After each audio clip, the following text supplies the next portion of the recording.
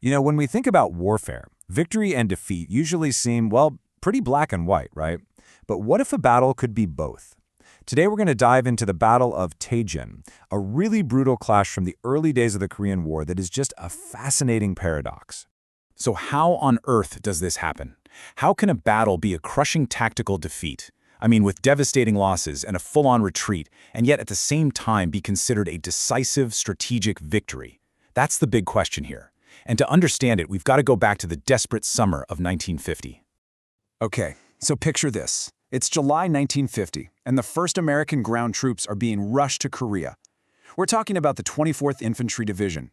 And they weren't sent there to win some glorious victory. No, their mission was grim, and it was simple. Just delay the enemy. They were basically a speed bump, thrown in the path of the powerful North Korean army to slow them down just long enough for reinforcements to show up. And when you look at the numbers, the mismatch was, well, it was just staggering. The U.S. 24th Division, which had already taken some hits, was facing a North Korean force that was nearly double its size. And here's the real kicker. The North Koreans had over 50 T-34 tanks. That was a weapon the Americans at the time had absolutely no effective answer for. But the problems went way deeper than just numbers. These weren't hardened combat veterans we're talking about. A lot of them were young, inexperienced soldiers, basically fresh from comfortable occupation duty in Japan. All their equipment was left over from World War II, their radios were spotty at best, and they were completely, totally unprepared for those Soviet-made T-34 tanks that were rolling right at them. So the American plan was to try and make a stand at the Kum River, use it as a natural defensive line to protect the city of Taejon. This was supposed to be the line they held. But the North Korean assault, it was just relentless. And things fell apart with shocking speed. On July 14th, boom, North Korean forces are across the river, and they overrun American artillery positions, which is a huge blow. A counterattack the next day? It completely failed.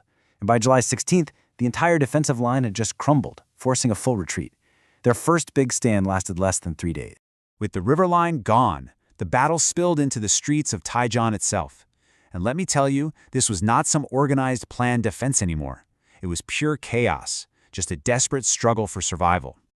The fighting was absolutely brutal. You had North Korean troops infiltrating the city, sometimes even disguised as farmers, setting up sniper nests, ambushes. The Americans who were left from the 24th Division were pushed back, block by painful block, in this really confusing and frankly terrifying urban battle. You can just feel the desperation. With communications basically gone and his division falling apart around him, the commander, Major General William F. Dean, was right there on the front lines. And in a moment that sounds like it's straight out of a movie, he personally hunted down and destroyed a T-34 tank with a grenade. But one man, with a grenade, no matter how heroic, couldn't stop what was coming. The American position in Taejon was completely falling apart, and the final attempt to get out, well, it became a catastrophe. As the last American units tried to escape the city, they drove right into a series of roadblocks and ambushes. Vehicles were just ripped apart, forcing the men to flee on foot into the hills. And in all that chaos, General Dean got separated from his men. He'd end up wandering the hills for over a month before he was finally captured.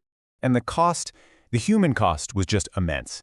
In just 1 week of fighting, from the river to the fall of the city, almost 1,300 American soldiers were killed or went missing. Think about that. For a single division, that is a staggering, staggering price to pay. And, as if that wasn't bad enough, to top it all off, the Americans lost their commanding general.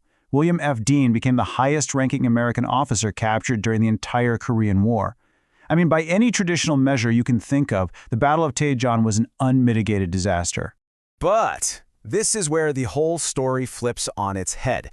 Because while the soldiers of the 24th Division were fighting and dying in what looked like a hopeless battle, they were actually succeeding at their true mission. They were buying time.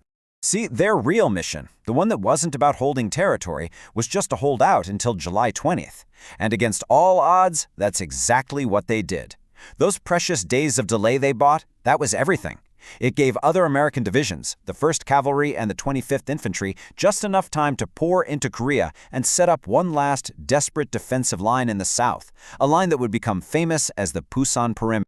So, in the end, the incredible sacrifice of the 24th Infantry Division at Taejon was not in vain, not even close. It was the critical delay that very likely prevented the entire United Nations force from being pushed right off the Korean peninsula. They lost the battle, but in losing it, they just may have saved the war. The story of Taejon really forces us to look beyond the immediate scoreboard of a battle. It's a powerful reminder that makes you wonder, how many of history's so-called defeats were actually the very foundation for a much greater victory?